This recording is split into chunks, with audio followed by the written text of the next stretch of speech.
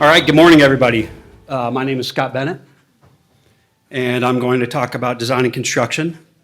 And so reflecting on 2025, we had a pretty good year. The headlines tell a story for design and construction with a lot of exciting news and things happening and projects moving forward. In all corners of the region, things were moving, and we had a very strong economy and business market behind us, including some very monumental milestones.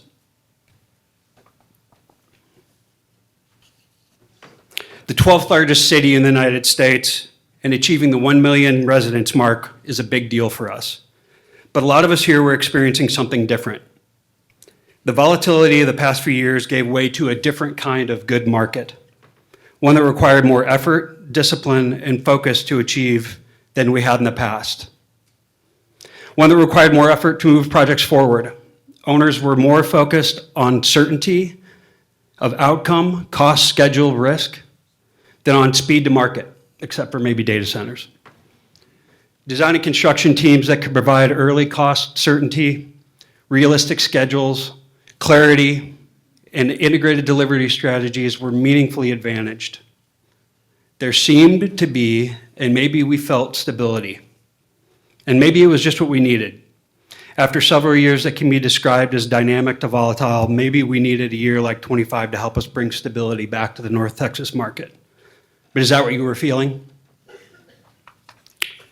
So what will this year bring? Did the stability of 25 allow us to build a foundation we needed for an incredible 26? Well, for the second year in a row, Emerging Trends has named DFW the #1 market to watch in the US. This is good for us. We are the top market for investment and development in both commercial and non-commercial prospects. Our accessibility, low cost of living, appetite for doing business has allowed us to outperform other regions. We are also one of the top 10 markets for talent, tech talent, and a top market for young professional migration. So let's talk specifically about where this starts. As I've shared in the years past, the architecture, business, and the AIA Billing Index in particular is a bellwether for construction. A score above 50 indicates growth. A score below 50 means contraction. Looking at the national index, we're at 45.3, so slower, contraction. In our region, the southern region, we're still below 50, though like I am, you may be saying, wow, we were pretty busy last year. Well, this could be part of our micro region, and possibly the fact that we had a tremendous amount of work on the boards last year from a design and architecture perspective that is now moving into construction, because things are pretty busy out there. Looking at ENR's Construction Industry Confidence Index is like the billing index, measuring construction executive confidence about where we are headed from a construction volume perspective. The index rose 4 points between Q3 and Q4 of last year to 52. And I'm anxious to see where it will go. That will tell some of this story. Will it continue to grow? As we look at construction, we look at three main drivers: activities, materials, and labor. Q4 reports show that activities will tick up nominally across the US. Materials costs will increase 2 to 4%, up but not like we've seen in recent years. And labor is still the big issue. Regionally, we are in a slightly better position. Activities are a little higher. Materials still stay about the same because we're really dealing with a national market. And labor is still the big issue, with national availability down. This can impact costs too. We have people moving to the region, but that's not keeping up. I'm gonna move quickly through these because they're small and they have a lot of little detail, but they're there for you to download. The 26 cost forecast, which includes building costs, wages, labor, materials, specifically for construction, you'll see it's up 1.5% to 3% across the board, which is not great, but it's not bad. This is not that far out of the norm. The Producer Price Index, which tracks materials for domestic producers, construction and non-construction, you can see a lot of numbers in the red there versus the blue column.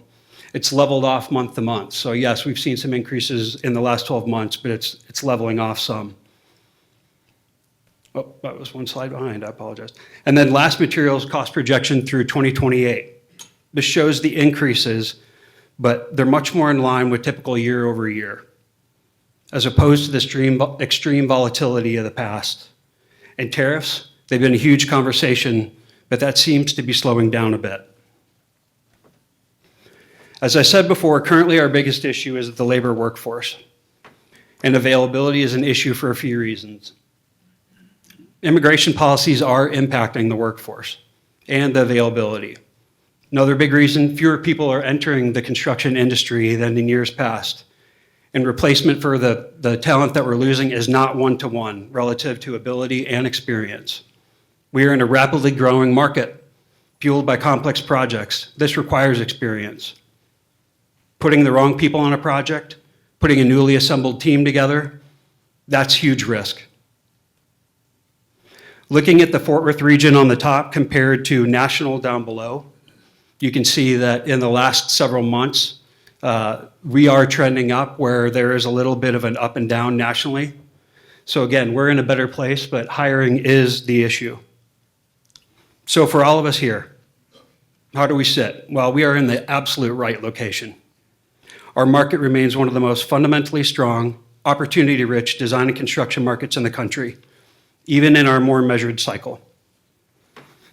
The data center market is hot, with projects all over DFW. They are also consuming a tremendous amount of resources, both design and construction resources, but also energy, power, water.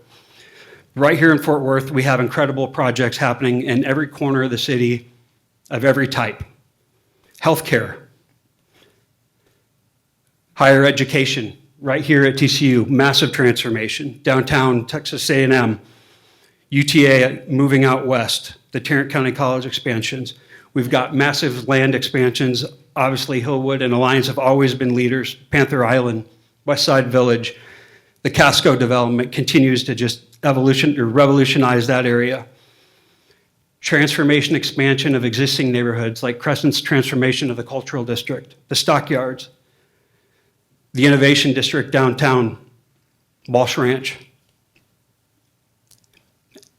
Dart's transformation of downtown Fort Worth in the future, the Juneteenth, and transportation projects that continue to draw on massive dollars, construction resources. We are truly growing not only in buildings and infrastructure. And if that wasn't enough, how about the largest film studios in Texas? It's pretty cool what's happening to us right now. We're being put on the stage. Everybody knows about us. And there's a lot of incredible energy. And this is all great for business. And we have great leadership pushing us forward. But we all have to be a part of that. So everyone knows about Fort Worth. And if they don't, it's our job to tell them about it. We have a lot of great companies here. We have a lot of good opportunities for young professionals to get involved in design and construction. We have very competitive pricing, and we have many good years ahead. The big takeaway here is that yes, we are stabilizing, but at the same point, we're maturing. And there's excitement and energy all around us. And it's our job to also bring that excitement to the market. So thank you very much. I appreciate the time, and I'm going to introduce Drew Kyle with Institutional Property Advisors to talk about single family and multifamily. Drew?